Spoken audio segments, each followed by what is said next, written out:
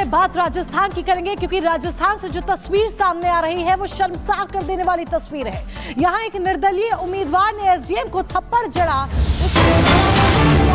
लेकिन समर्थक हिरासत से छुड़वा लेते हैं और फिर उसके बाद जो बवाल मचता है वो तस्वीरें भी हम आपको दिखाएंगे कि किस तरह से पत्थरबाजी होती है, किस तरह से आगजनी की जाती है। नरेश मीणा की हम बात कर रहे हैं। आरोपी नरेश मीणा के समर्थकों ने जमकर बवाल काटा है, गाड़ियां तोड़ दी हैं, आग लगा दी है। पुलिस ने आंसू गैस के गोले छोड़े ताकि स्थिति को काबू में किया जा सके। ये ताजा तस्वीरें हम आपको दिखा रहे हैं। ये देखिए, ये सुबह की ताजा तस्वीरें आप देख रहे हैं। पुलिस के साथ बदसलूकी पहले की जाती है, फिर उसके बाद समर्थक ही जमकर बवाल काटते हैं। पुलिस प्रशासन स्थिति को कंट्रोल करने की कोशिश करता है, लेकिन कंट्रोल करने की कोशिश के बाद भी हालात देखिए किस तरीके से यहां पर तनावपूर्ण नजर आ रहे हैं। तो आप लोग अभी यहाँ क्या करने की राहत है? रूटीन कार्रवाई। तो नरेश मीणा का पता चला क्या सर? पता लगा रहे हैं सर। एक बार सर थोड़ा सा मौके का बता दीजिए, आप चूंकि ऑफिसर है सर, हम और किसी से नहीं हाँ, ले तो सकते। क्या आप आए केवल इतने, जो कल पूरी घटनाक्रम हुई उसके बाद अब के क्या हालात है, कितनी गाड़ियों को नुकसान हुआ, कोई हिरासत में लिए गए? इसका आकलन कर रहे हैं ना। गिरफ्तारियाँ कितनी हो चुकी हुई है गिरफ्तारियाँ, और दिखा देंगे, बता देंगे। नरेश मीणा का कोई संपर्क हम तलाश कर रहे हैं, स्थिति का जायजा लेना है हम। मतलब अभी दबिश दे रहे हैं क्या जो जिन्होंने गिरफ्तार करने, क्या नरेश मीणा को गिरफ्तार करने की तैयारी की जा रही है? बिल्कुल कर रहे हैं, तलाश कर रहे हैं। जायजा लिया है क्या, कितना नुकसान हुआ है? ये डिटेल बातें बाद में करेंगे। कितनी आई है पुलिस कर्मियों को? डिटेल बातें बाद में करेंगे। माहौल उधर खराब हो रहा था। टिप्पर आए थे इधर, पता नहीं कौन थे, मीणा समाज के थे, कोई भी थे। पुलिस उधर के पीछा किया तो वो तो भग गए। पुलिस ने जैसे आए यहाँ पे गाड़ी की नलची खोली, उसमें आग लगा दी, डंडों से उनके शीशे तोड़े। यहाँ हमारी 4 व्हीलर थी वो फोड़ दी। जब एक बकरी का बच्चा था उधर, उसको बचाने के चक्कर में पापा बाहर निकले तो पापा को यहाँ पे मारा, घर के अंदर आके छोटे छोटे बच्चों के सामने उसको 4 लट मारे, पापा का सर फोड़ दिया, 3 मोबाइल ले गए पुलिस वाले उठा के। हमको टिप्पर समझते, हम करने हम क्या गुनाह किया? हम तो आम जनता, हमारी जान बचाने घरों में घुसे पड़े थे। साहब ये घटना हुई जी, मैं तो यहाँ करना चाह और वो पुलिस उठने की न अब काय तो काय हुए काय नहीं, मैं तो टक्कर मांगा जान बना के गाने जिसे बच्चे जितना माता है तो देता कुत्ता है सबके उनका नाम घुस गया, जाने भी दे लोग गए, सबका लड़ दिया जी गाड़ी से। तो देखा आपने किस तरीके से वहां पर हालात है और किस तरीके से प्रतिक्रियाएं भी सामने आ रही है। अब चलिए आपको ग्राउंड रिपोर्ट हमारे सहयोगी जतन के दिखा देते हैं, जिसमें साफ तौर पर वो दिखा रहे हैं कि वहां पर स्थिति फिलहाल क्या बनी हुई है।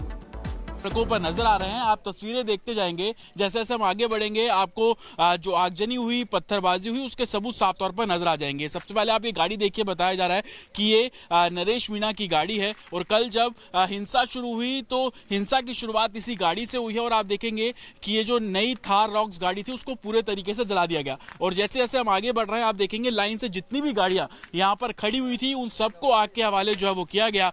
आपको बड़ी बड़ी लकड़ियां जमीन पर पड़ी हुई नजर आ जाएंगी, पत्थर पड़े हुए नजर आ जाएंगे, क्योंकि कल शाम का मंजर कुछ ऐसा ही था कि पत्थरबाजी यहां पर हुई, गाड़ियों में जो है वो आगजनी की गई, गाड़ियां तोड़ी गई और कहीं ना कहीं जो गुस्सा था एडमिनिस्ट्रेशन का, लोगों का, और वो साफ तौर पर देखने को मिला। आप ये तस्वीरें देखेंगे, जितनी भी बाइक यहां पर खड़ी हुई हैं वो पूरे तरीके से तोड़ी गई है। जैसे जैसे हम आगे बढ़ेंगे आपको आगे हम मंच भी दिखाएंगे कि जहां पर बड़ी संख्या में लोग इकट्ठे थे। एलिगेशन ये लगाए जा रहे हैं कि प्रशासन जबरदस्ती गांव में घुसा और उसके बाद लोगों को खदेड़ना शुरू कर दिया। आप ये देखेंगे, हम आगे बढ़ रहे हैं, इस तरीके से गाड़ियां जो है वो यहाँ पर तोड़ी गई है, गाड़ियां जो है उसमें आगजनी जो साफ तौर पर की गई। आप ये देखिए कि कुछ बाइक यहाँ पर खड़ी हुई थी, जितनी भी बाइकें, जितनी भी गाड़ियां यहाँ पर पड़ी थी उन सब पर जो आगजनी है वो साफ तौर पर की गई है। और जैसे हम आगे बढ़ेंगे आप देखेंगे जिस मंच का मैं आपको जिक्र कर रहा था वो मंच दरअसल यहाँ पे था, क्योंकि चुनाव का समय था, रात हो चुकी थी, देर शाम का समय था, सब लोग खाना खाने के लिए यहाँ पर इकट्ठा हुए थे। लेकिन जैसे ही नरेश मीणा की गिरफ्तारी को लेकर एक तरीके से बातचीत शुरू हुई, लोगों में हलचल मची और उसके बाद से ही विवाद पूरे तरीके से बढ़ने लगा। आप ये देखेंगे कि ये मेरे लेफ्ट में एक घर है, उस घर के बाहर की तस्वीर भी मैं आपको यहाँ पर दिखाऊं तो पूरी तरीके से जो गाड़ियां यहाँ पर खड़ी हुई थी उसमें आगजनी जो है वो साफ तौर पर की गई। और एक नहीं, दो नहीं, तीन नहीं, आप यहाँ पर गिनती कीजिए, जितनी भी बाइक थी उन सब पर जो है वो साफ तौर पर आगजनी की गई है। जो पूरे तरीके से गाड़ियां यहाँ पर खड़ी थी उसमें आगजनी जो है वो साफ तौर पर नजर आ जाएगी। हम अंदर से आपको तस्वीरें दिखाएंगे कि आप अंदाजा अंदाजा लगाइए कि भीड़ मॉब जब यहाँ पर पहुंची तो उन्होंने किस तरीके से हर चीज को निशाना बनाना शुरू किया। आप ये देखेंगे ये जो गाड़ी यहाँ पर खड़ी हुई थी एक घर के बाहर जो कंपाउंड है उसको पूरे तरीके से आग के हवाले कर दिया गया।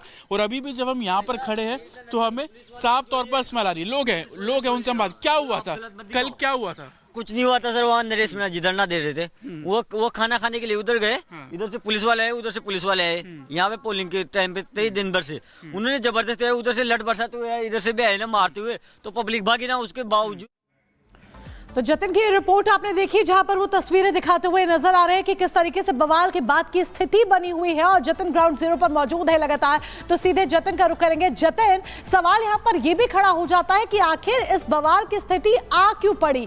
ये इतना बड़ा बवाल क्यों खड़ा हो गया कि ये तस्वीरें जो आप दिखा रहे हैं हर जगह सिर्फ और सिर्फ आगजनी की निशानियां, तोड़फोड़ की निशानियां ही नजर आ रही हैं? आज बिल्कुल देखिए, दो पहलू हैं। एक पहलू ये कि एडमिनिस्ट्रेशन ने समय रहते कार्रवाई क्यों नहीं की। अगर वो कार्रवाई समय रहते कर ली गई होती तो शायद जो तस्वीरें अब सड़कों पर नजर आ रही है ये तस्वीरें नहीं दिखती। वो कार्रवाई दरअसल ये थी कि जिस समय एसडीएम को थप्पड़ मारा गया था उस समय नरेश मीणा की गिरफ्तारी क्यों नहीं की गई, रात तक का इंतजार क्यों किया गया। और लोगों से जब हम बात कर रहे हैं तो लोग साफ तौर पर गुस्सा प्रशासन के खिलाफ है। जो उनका साफ तौर पर कहना है कि जो आगजनी की गई वो पुलिस प्रशासन द्वारा की गई है। आप इस इलाके को देखेंगे तो समझ पाएंगे ये बहुत संकरा इलाका है, गांव के अंदर जाने वाली सड़क है।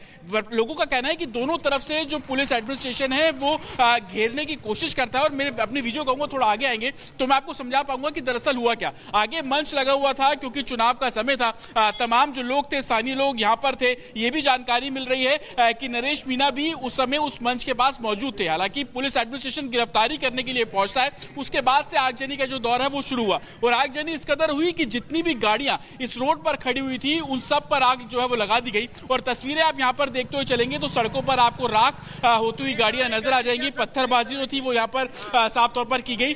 जितनी भी गाड़ियां यहां पर खड़ी थी उन सबको आग के हवाले साफ तौर पर किया गया। मेरे विजय विशाल इस तरफ आएंगे तो मैं आपको एक लॉन्ग शॉट दिखा पाऊंगा। आप ये देखेंगे गाड़ी पूरे तरीके से जली हुई है। बाहर आंगन में जितनी भी बाइक थी वो सभी बाइकों को आग के हवाले किया गया। एक नहीं, दो नहीं, यहाँ पर 1 दर्जन से ज्यादा जो बाइकें थी यहाँ पर खड़ी हुई थी और उन सब पर जो है वो आग लगाई गई। वो मंच आप सामने देख रहे हैं जहां पर बताया जा रहा था कि नरेश मीणा बैठे हुए थे। और बिल्कुल जतिन, आप जिस तरीके से तस्वीर बता रहे हैं, हालात वहां पर क्या बने हुए हैं, किस तरीके से हंगामा बरपा, इसको लेकर के आपने तमाम अपडेट्स दी। बहुत शुक्रिया आपका तमाम जानकारी के लिए। और इस बीच एक और बड़ी खबर दिल्ली से सामने आ रही है, जहां देखिए हवा का जो स्तर है वो बेहद खराब बना हुआ है। हवा जहरीली बनी हुई है।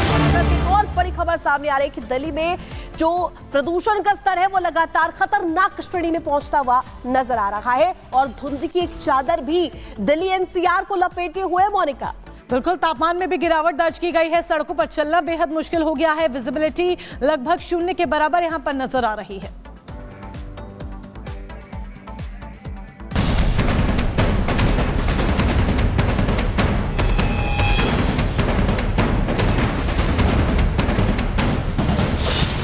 दिल्ली में सांस लेना हुआ मुश्किल।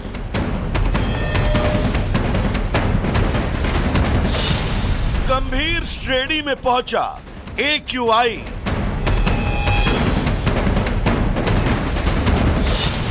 टूटे प्रदूषण के सभी रिकॉर्ड।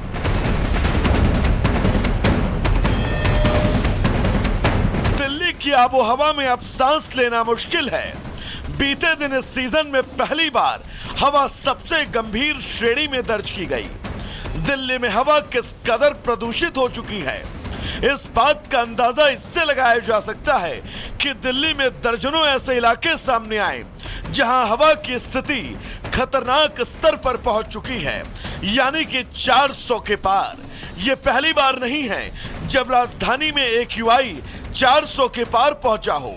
वायु गुणवत्ता गंभीर श्रेणी में पहुंचने के बाद CAQM का कहना है कि ग्रेड 4 लागू करने के लिए आज समीक्षा की जाएगी। वहीं केंद्रीय प्रदूषण नियंत्रण बोर्ड ने दिल्ली के 36 निगरानी स्टेशनों में से 30 ने वायु गुणवत्ता को गंभीर श्रेणी में बताया। यहां आपको यह जानना जरूरी है कि CPCB 0 से 50 के बीच AQI को अच्छा, 51 से 100 के बीच संतोषजनक, 101 और 200 के बीच मध्यम 301 और 400 के बीच बहुत खराब और 400 से अधिक के बीच AQI को गंभीर माना जाता है। ताजा आंकड़ों की बात करें तो राजधानी दिल्ली में औसतन वायु गुणवत्ता सूचकांक 349 अंक के आसपास है। दिल्ली की लगातार खराब हो रही आबोहवा पर बीजेपी आम आदमी पार्टी की सरकार पर हमलावर है। केजरीवाल साहब स्वयं जिम्मेवार हैं इस बात के लिए। उन्होंने पिछले 10 सालों में पॉल्यूशन को लेकर